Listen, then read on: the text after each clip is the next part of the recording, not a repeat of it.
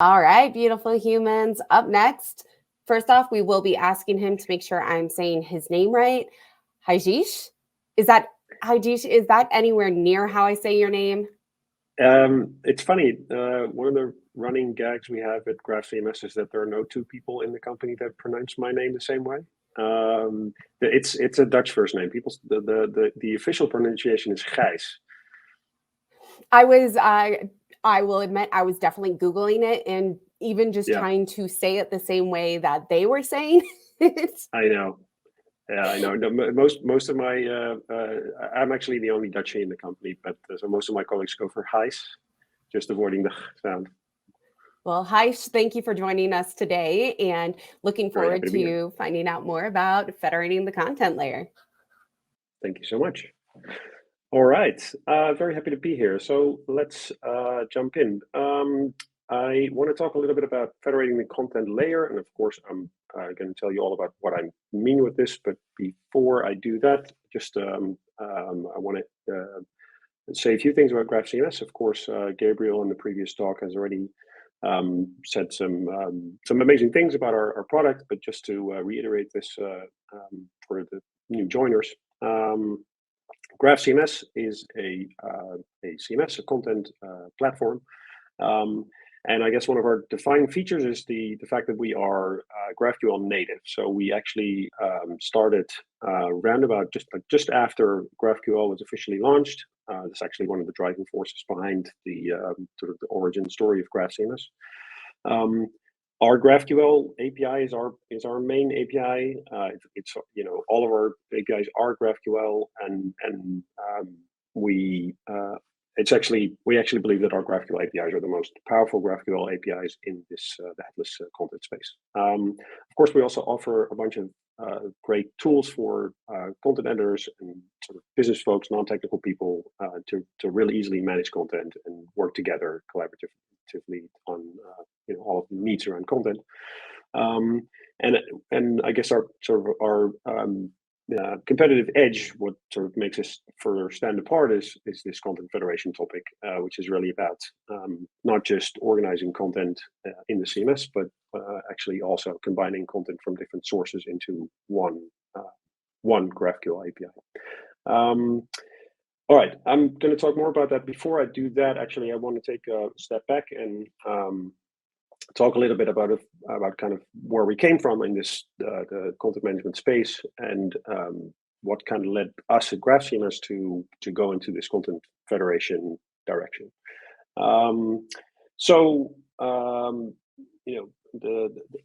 This is quite a significant step back, but like in the early days of the web, websites were of course started as brochureware, very simple. Most of the stuff was file based, basic HTML, CSS, and all of that was kind of managed on the server with simple FTP tools, and then at some point the Macromedia suite. But fairly quickly, websites got some additional requirements for content authoring. As the size of websites grew, and teams that worked on it also grew, you got some additional requirements, and that's kind of the origin story of why you would need a content management system. So just to zoom into that a little bit, just give you like a really basic timeline of how that evolved in the early 2000s. First content management systems kind of got into the market. So you had you probably know these tools if you've been in this space a little bit, and you had like Drupal and WordPress and Joomla, Wix, more the sort of B2C kind of solutions, and then like Sitecore and Adobe and Fresco and a bunch of others that are focused more on the enterprise needs. But all of these tools focus on the kind of the needs that originated then, like roles, workflows, and very much focused on specifically working on these web pages. And the kind of the technology behind it, the tools are kind of mirrored this as well. So a lot of this stuff was all done on the server with PHP and .NET or Java, and all of these systems have their own preferences and their own templating engines, etc. So right, so that's that's how that kind of started. And so you can kind of see this as the first era of CMS, which is like the traditional CMS. So everything was website-based, themes-based. And the defining feature is that everything was tightly coupled. So you buy one product that allows you to manage everything.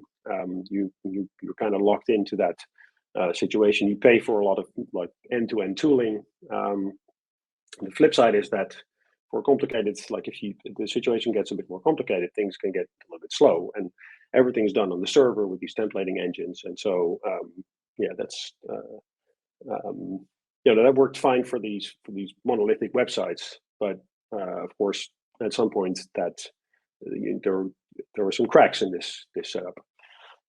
And that became more and more obvious when in the 2007 the first iPhone was introduced, and then over the years afterwards you see the introduction of all these kinds of IoT devices and tablets and mobile displays, in-store displays, to nowadays cars, fridges, apps. You have all these kind of machines that all require content. So the definition of like content in a content management system as being solely for a web page became was outgrown a little bit. And at some point, content management is about just managing content for a lot of different setups. That kind of leads us into the what I would define as the present, of course. So the situation we're still in nowadays, pretty much, and that's the introduction of the Headless CMS. So the years after this sort of the move to Web 2, Web 3, you see an introduction of sort of the technology landscape shifting with a lot of the these new frameworks like Angular, React, and Vue, and Svelte, and at some point all these server-side rendering frameworks and stuff, shifting to kind of more control, going back to the developers to create great experiences in the front end. Initially, all client-side rendered, and then mix of client-side and server-side. But of course, this didn't really work well with the monolithic approach of the CMS that also controls the templating and controls the front end. And so that's when you see the introduction of the Headless CMS with Contentful in 2014, if I'm not mistaken. And then, of course, there's I put a number of CMSs here on the slide, but there are many more. It's a really vast market, but you have, like Strapi is an open source solution, and we started in early 2017. And there's a bunch of others that came out after us as well. And what sets the Headless CMS apart from the traditional CMS is this really decoupling. The Headless CMS is front-end agnostic, so everything is based around APIs. It's sort of decoupled, and you have APIs for like not just read stuff, but you also have the update and like CRUD APIs. And basically, the developer gets a lot of flexibility back, and everything is done through Git-based workflows, APIs, SDKs, and everything. So there's a really big technology shift, which is great, and it's kind of still happening. We're still in this situation, this market is still growing and it's expanding, right? But what we see in the last few years, mostly, and I guess to some extent, this is also what Gabriel mentioned in the previous talk, is that we've seen a lot of new destinations for all of this content. So mobile websites, the traditional websites, but commerce apps and all kinds of applications. At the same time, there's an enormous increase in the number of sort of sources. So the CMS as the source for all content is no longer a realistic way of looking at things, because you could argue that there's also a lot of content, different kinds of content in all kinds of different systems. So you have product information management systems, e-commerce backends, you have digital asset management systems, you have CRM systems, and all of these different systems have some content that needs to come together to create those great digital experiences for all those different destinations. So what you get is like a coordination problem and an orchestration problem. And the way to solve that generally is through some sort of custom middleware solution that handles this orchestration and the combination. But the problem with that is that middleware, getting that middleware up and running is expensive. You need a lot of specialists to do this. So a lot of these middleware solutions are built with Go or Node.js or PHP, but they need to be hosted on AWS or Azure. So you need a lot of specialists and people who really know this stuff to get this up and running and to maintain it. And I found this great quote from the VP and the global head of data consultancy services that really illustrates this specific point. So all this variety in applications and platforms basically brings an enormous integration problem that, if that's not handled well, you can cost a lot of money or a lot of time or both generally. And this is something we see in the market as well with our customers. We have a lot of conversations around this about how to handle this. And as a CMS, you often exist in a larger space with a lot of different vendors, and so we think we have a role to play to help companies and partners to manage this situation in a better way. And this is the similar way to orchestrate this or to illustrate this is that the investments that you make that need to be made into the IT, like the setup here, are kind of upside down. So a lot of time and money goes into all of this backend and integration and middleware stuff, but where the customer value is made is in the digital experience. And it's, again, going back to what the previous speaker, Gabriel, mentioned in his example, those all of the technology and all of the architecture that's behind it is, in the end, just an enabler for what drives the real value, which is the great, the improved, the really unique digital experience that they were able to put together. And so the less time you have to spend in that orchestration, and the more you can spend in the front end and the front end design and that experience, the more value you can create.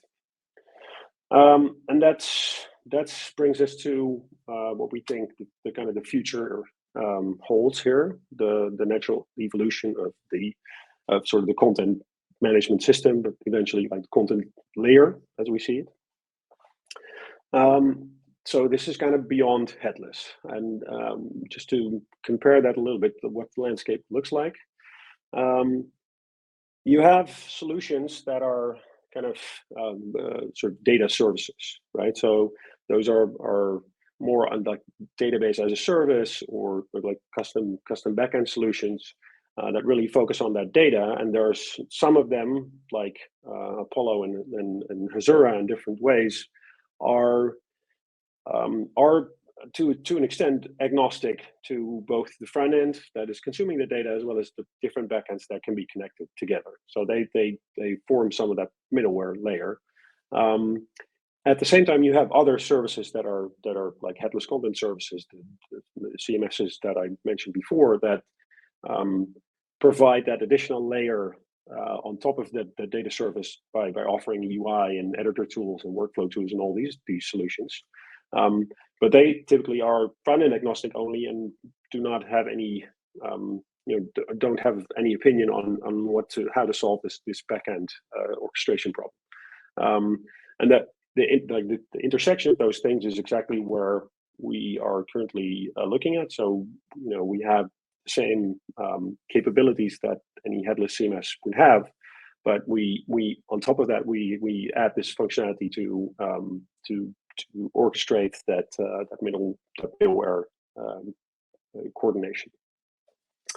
And this is not just where we want to be in the future, but it is actually where we are right now. So over the last year, we've been experimenting with and then launching some alpha features and some early release versions of this. And at the moment, we're at the point where we think we have like a really good solution to actually combine all these things together into like a great way to kind of fix this problem. What that looks like is something we call remote sources. So this is an actual example of how you can do that within GraphCMS. So when you create your schema, your content setup in GraphCMS, basically what we allow you is to connect remote sources. That's kind of our term for when you connect a remote system or remote API to the GraphCMS API. And you can do that through like an easy interface. And after connecting a remote source, I can create remote fields, which is kind of combining a piece of data from the remote source with content that sits inside the graph, inside GraphCMS. And an example of this would be like if you have product content, marketing content, rich information inside your CMS. That's what a CMS is a great tool for to manage.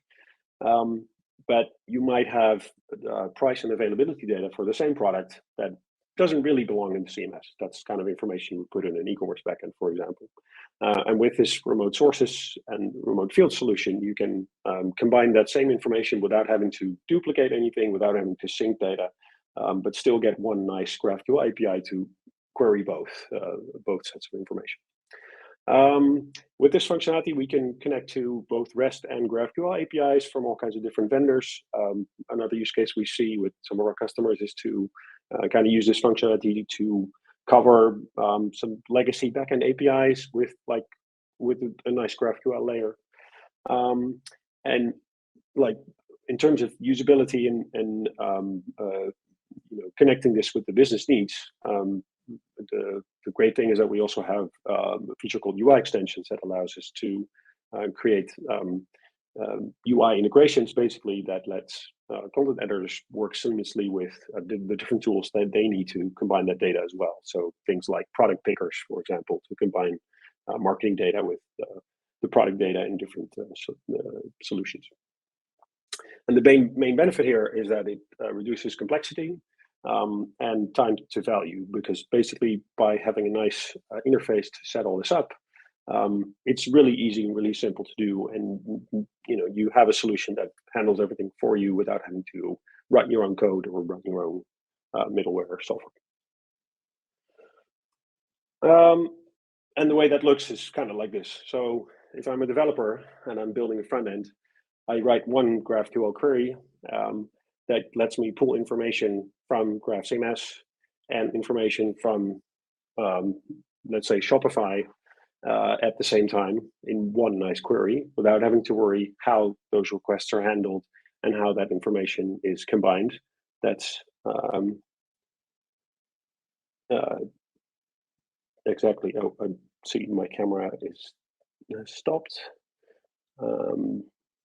I hope you don't mind. I think now I should be back. I think you should have been able to hear me at the same time, but now you can see me as well. All right, so that's the way this works. Is just reduces a lot of complexity and gives the front end developers a really nice single GraphQL API to query from all these different systems.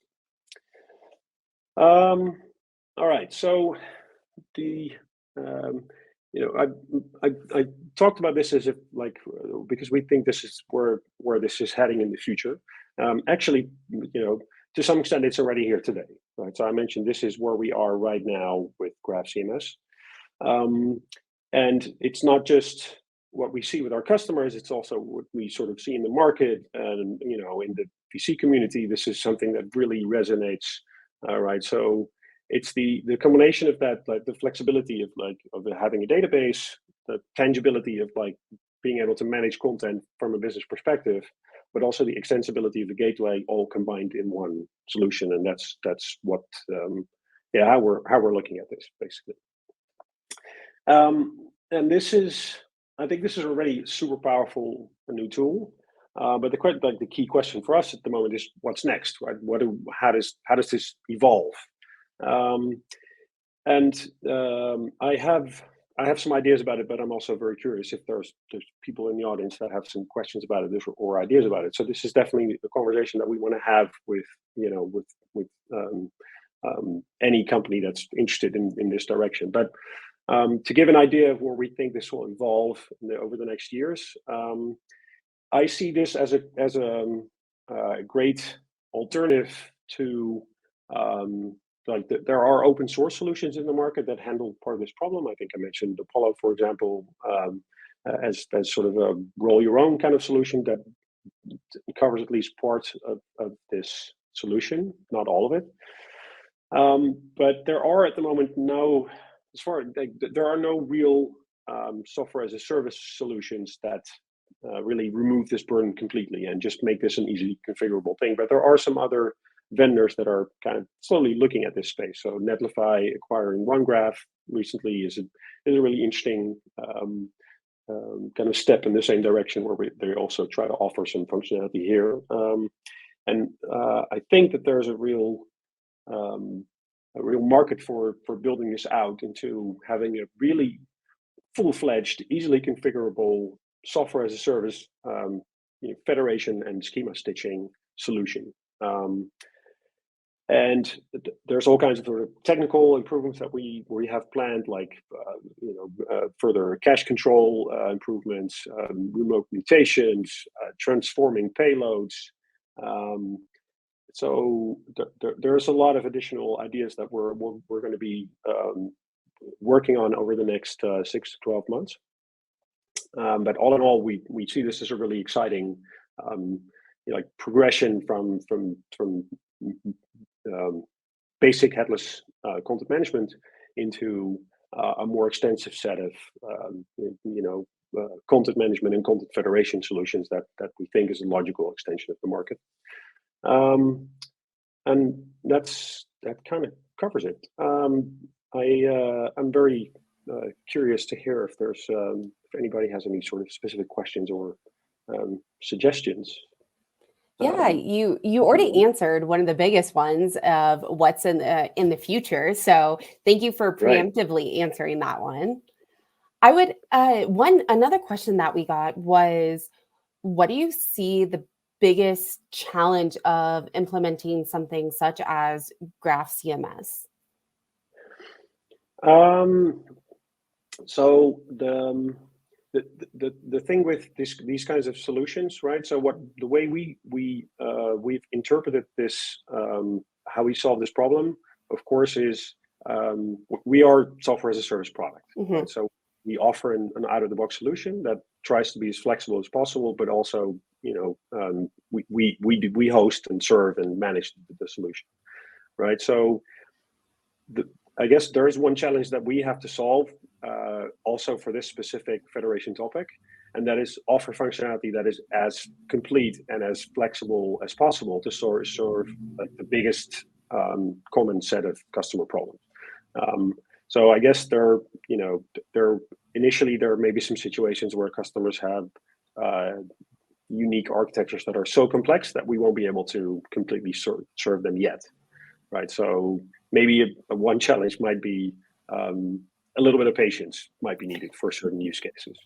But other than that, the whole idea with this is that it's super simple and super easy, and it allows customers or individual developers to focus on like something else that really adds more value, mm-hmm. and not have to worry about this part of the architecture or the tech stack.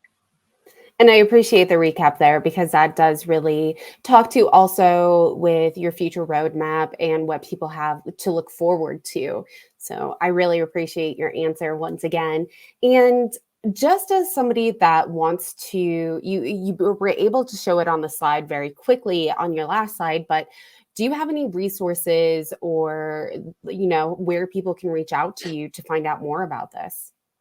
That's a really good point. I haven't put any links on the slides, but so we have a blog, the GraphCMS.com/blog, where we have a number of articles around content federation that people can go to get to read a little bit more about how we think about this. Some of these features are available in our product, so which is we have a free tier, so people can just anybody can go to our website, sign up, and just try it out. And of course, I would encourage anybody who really likes to learn more and dig deeper and have this conversation with us to reach out either to me directly, any channel that we have a Slack community. We have multiple ways of reaching us, but we this is not something we want to build in isolation, right? So we continuously talk to customers, but we're very interested to talk to non-customers, any company that thinks that this is an interesting direction. Wonderful. Thank you. And thank you for closing out our segment on GraphQL. There's so much we were able to learn here with your presentation. And thank you again.